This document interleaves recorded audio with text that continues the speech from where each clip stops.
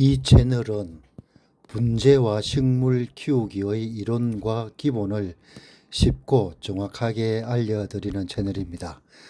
오늘 영상 끝까지 보시면 주립 수영이 어떤 수영인지, 좋은 주립은 어디를 봐야 하는지, 그리고 무엇을 잘못하면 수영이 망가지는지 기준이 잡히실 겁니다.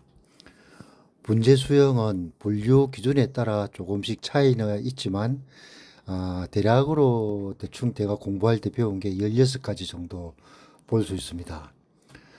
그 중에서 오늘은 주립에 관해서 얘기를 할 건데요. 주립 분재 수영은 한 그루의 몸통에서 여러 개의 줄기가 함께 자라나는 형태를 말하며 흔히들 이제 포기 세우기, 다간, 일본 말로 가부다치가 이제 일본 얘기고 우리가 부를 때 가부다치다라고도 불립니다. 자연 속에서 하나의 몸통에서 여러 줄기가 군락처럼 올라오는 모습을 그대로 축소해 담아낸 수영으로 안정감과 풍성함이 특징입니다. 주립 수영의 첫 번째를 보면 주립 수영의 핵심 구성 원칙은 이 수영에서는 줄기의 수를 보통 홀수로 하죠. 1, 3, 5, 7, 9와 같이 홀수로 구성하는 것이 기본입니다.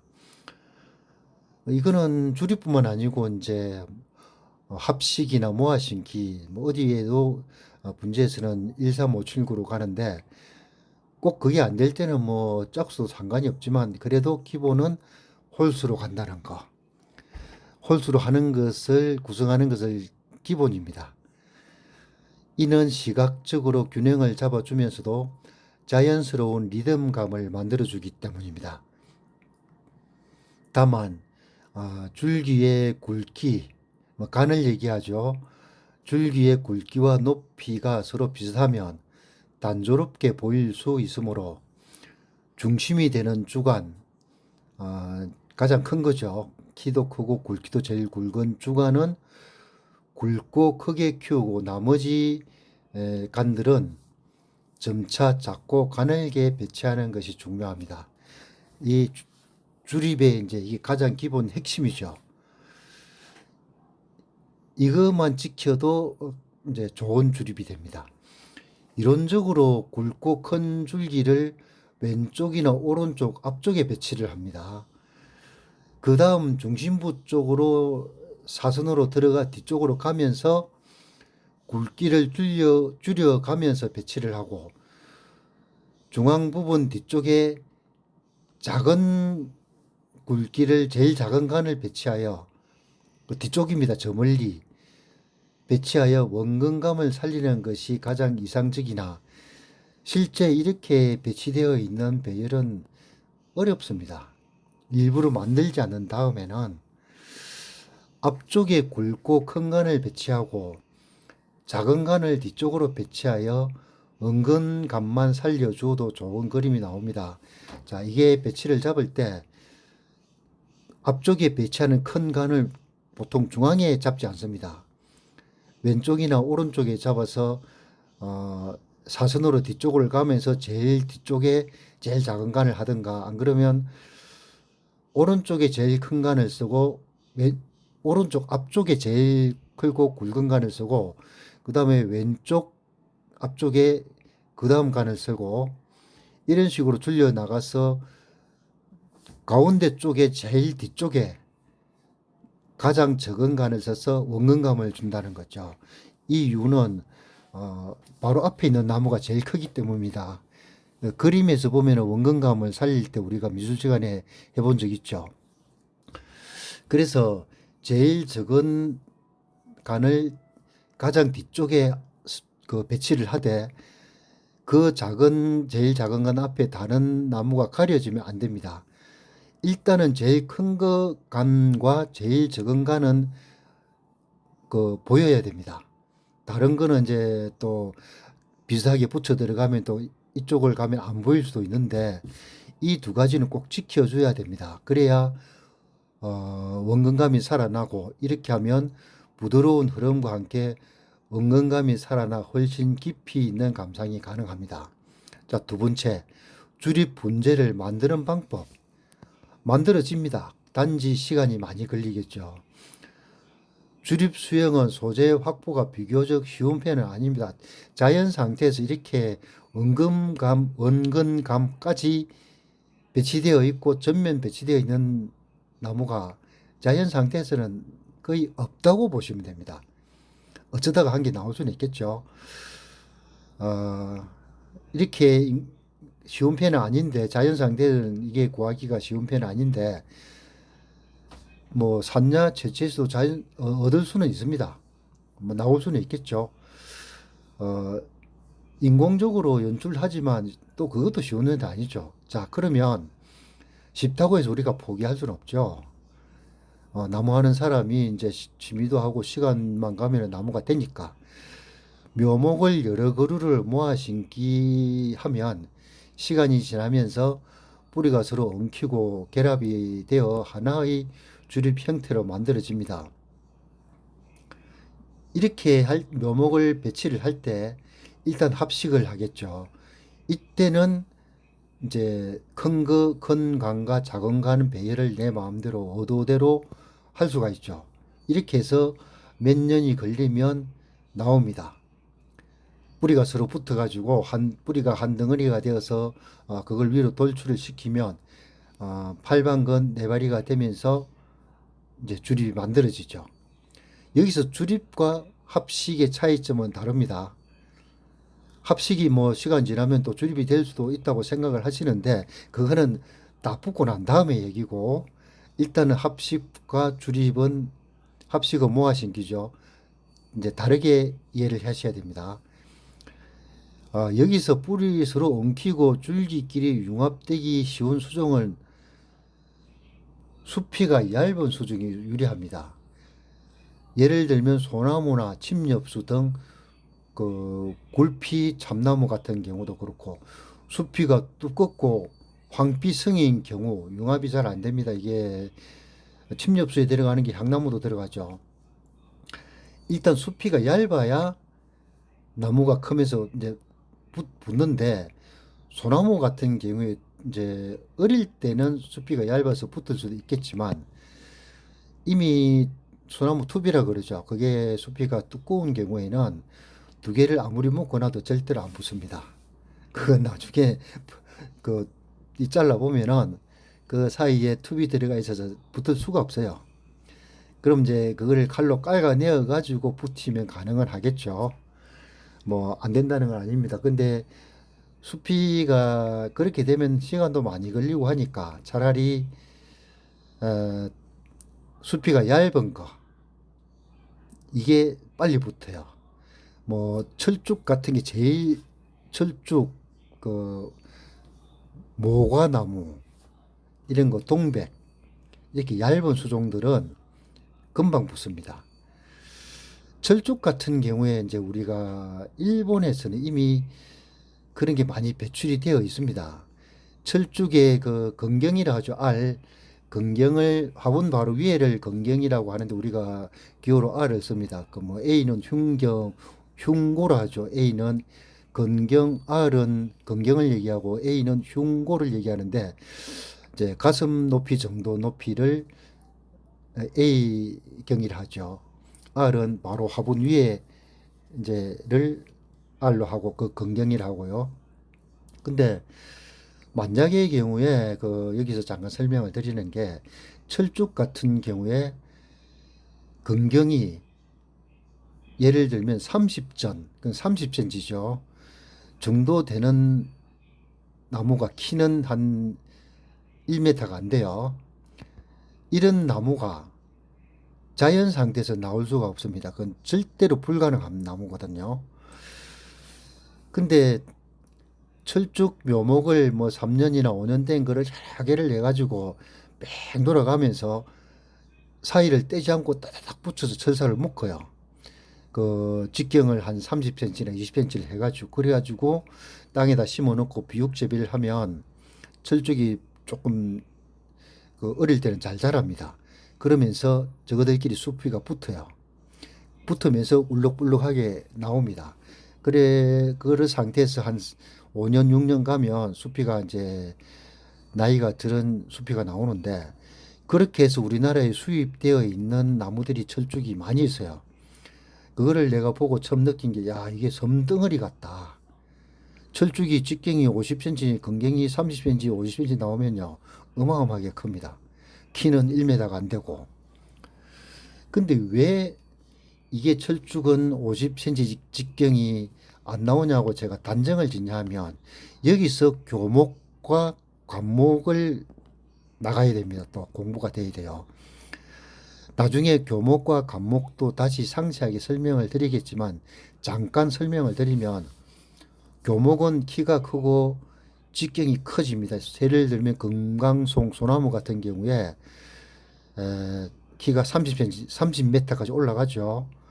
뭐 그럴 경우에 이 밑에 직경이 60.1m도 나와요. 참고로 드럼통이 직경이 60cm예요. 그 60점이라 하거든요. 근데 교목과 관목의 차이가, 교목은 키가 크고 이제 아주 직경이 큰 나무를 교목이라고, 관목은 키가 적고 구경도 적게 나와요.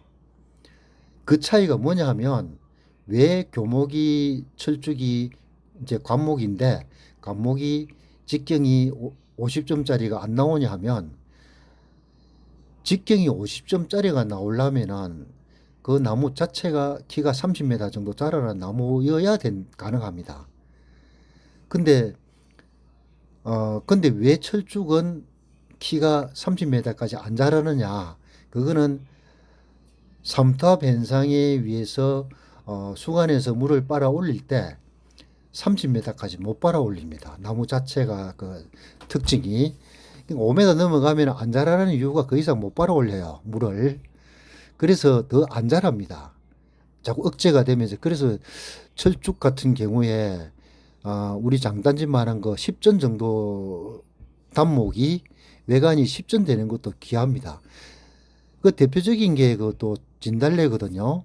진달래 같은 걸 우리가 산에 이제 자생지에 가보면 10전짜리 어마어마하게 큰 나무로 취급을 해요. 몇십년 돼도 굵기가 뭐 5.6, 5cm, 6cm, 크면은 7cm, 8cm, 10점이면 대자급으로 들어가요.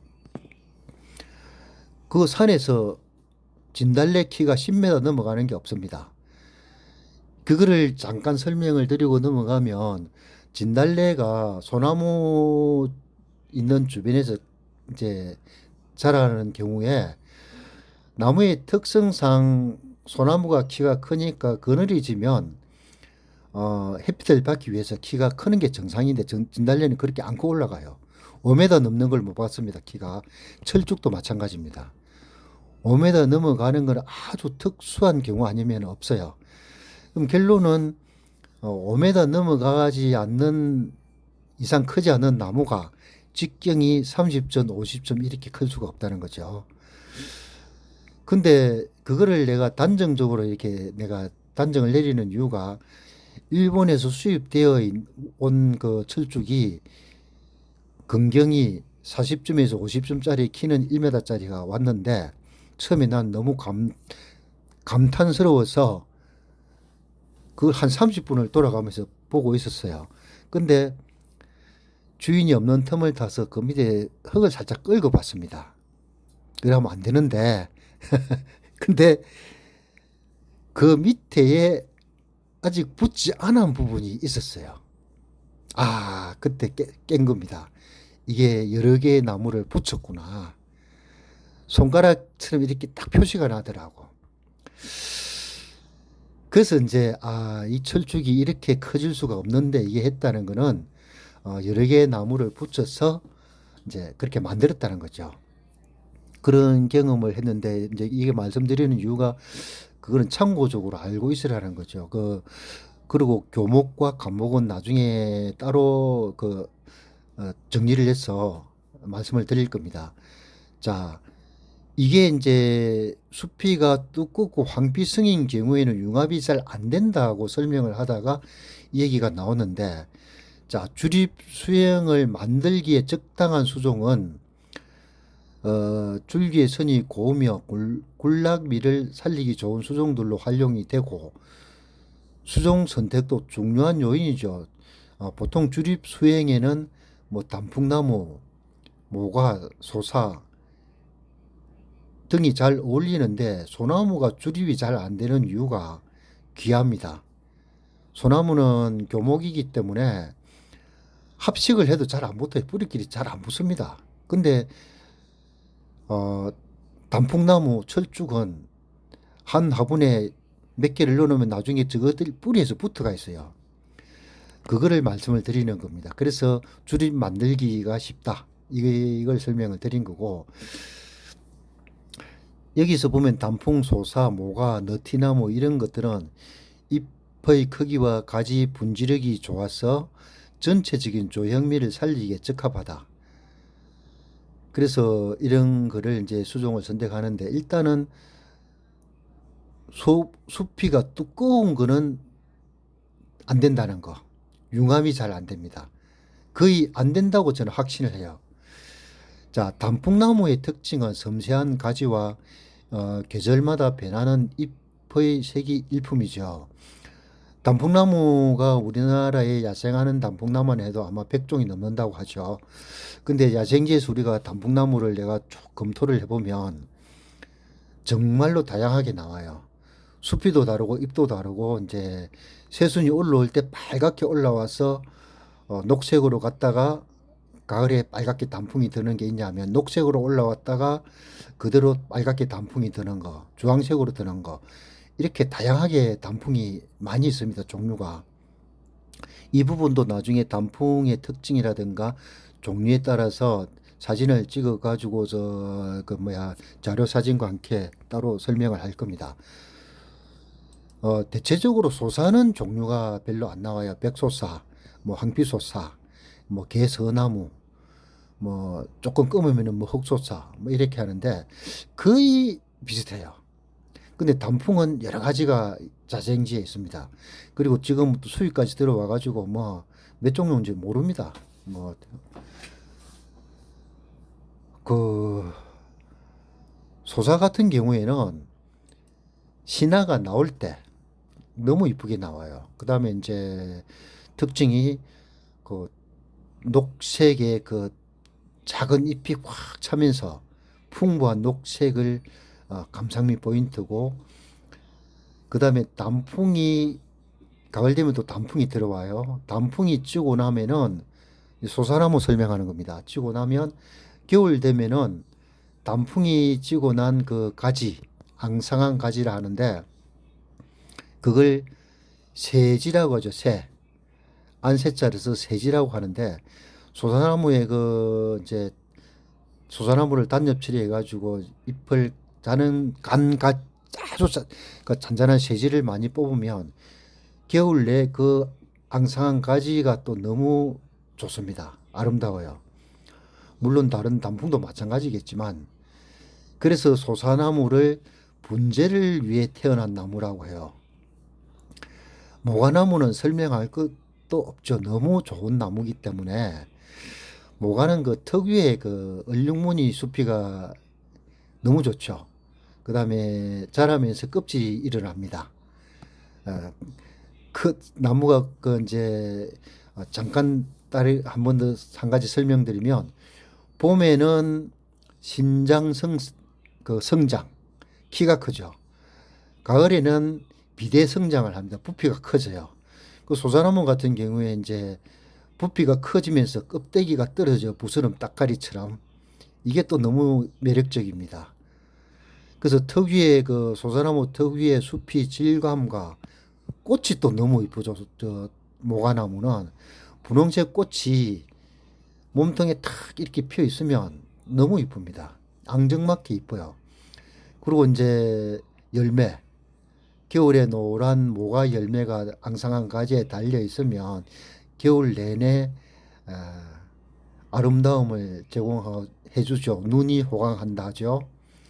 느티나무, 뭐 사실은 나는 느티나무는 별로 좋아하지 않는데, 느티나무 같은 경우에는 일단 단풍이 좋아요. 갈색 단풍이 나오고, 그 다음에 이게 느티나무 같은 경우는 선형목을 많이 하는데, 빗자루처럼 쫙쫙 뻗어 올라가는 거죠.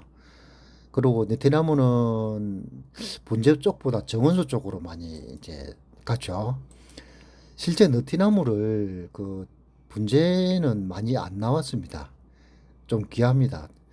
그 만들어져 있는 것도 별로 없고, 그래서 그래도 이제 나무의 그 흐름이라든가 단풍은 이쁘 좋아요.